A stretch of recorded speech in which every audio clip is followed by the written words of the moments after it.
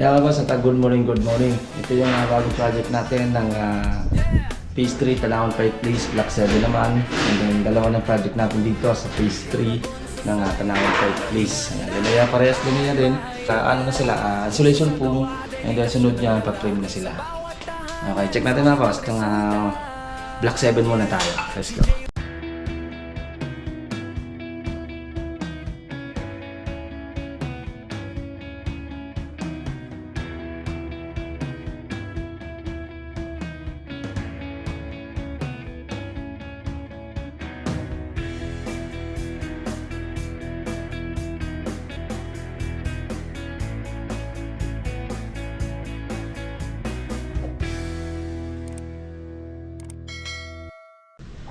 Ayan mga boss, good morning, good morning.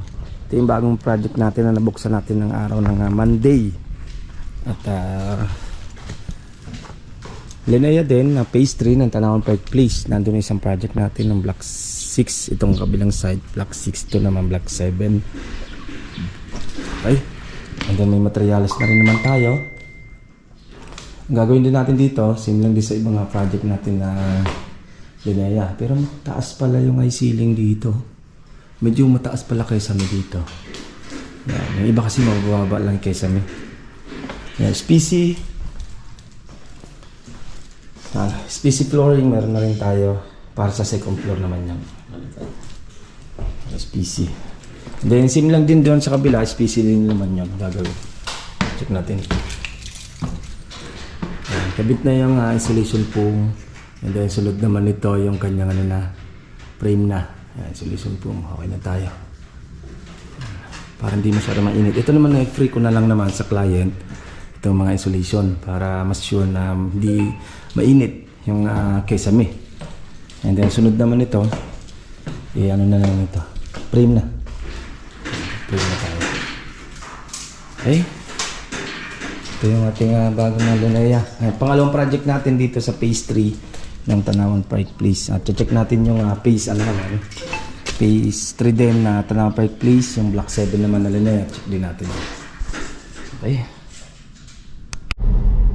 Yeah, boss, at dito naman tayo sa Block 6 ng Phase 3 pa rin ng Tanawan Park Place. Check natin tong ito yung binuksan natin ng last week lang Linea din. Okay, check man natin boss.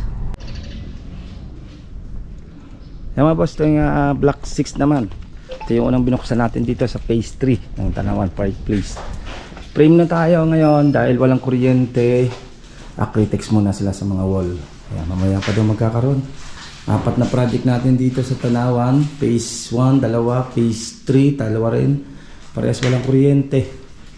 Ayan, frame na tayo. Ayan, hugutin muna natin yung sinupply nila na kulay asul na PVC. Para mamatay na yung tubig na naglilik. May problema yung siguro mga fittings nila. Mga elbow, coupling. Ayan. Hindi man ginagamit pero naglilik. Tsaka to. Ayan, naglilik. Frame na tayo. Dito, frame na rin tayo. Acrytex na rin tayo dito. Para pwedeng batak kung walang kuryente. Hapon pa daw darating kuryente dito. Kawawa naman pala dito, mainit pag walang kuryente. Ayan. Okay. Ayan, frame na rin naman tayo dito. Ayan, halos sa 3 room yung gagawin natin dito. 3 pintuan. And then itong isang room, hindi na hatiin. Open lang. Itong master bedroom. Yan ating gagawin buong room. Master bedroom. SPC. Andiyan na rin. SPC niya. Okay. Yan. Ating kunting pasilip dito sa ating Phase 3 na Tanawan Park Place project. Yan boss, yan ating kunting pasilip sa ating project dito sa Phase 3 na dalawang Linea, Block 6 and then Block 7. Ating project. Dahil walang kuryente, frame muna sila dito. Ano muna sila? Masilya and then primer. Acrytex. Okay, hanggang dito naman sa update ko naman kayo. Siguro yung Lema Brosa naman. Check natin may bukas. Ingat-ingat tayo. Bye-bye. Bye-bye. Ito pong J. Uragon Vlog. Napakaganda po ng channel na ito, no? Tungkol po ito sa construction. Actual construction po ang channel na ito, no? Pag pinanood nyo po ito, panalo po kayo sa channel na ito. Napakaganda po ng mga video niya.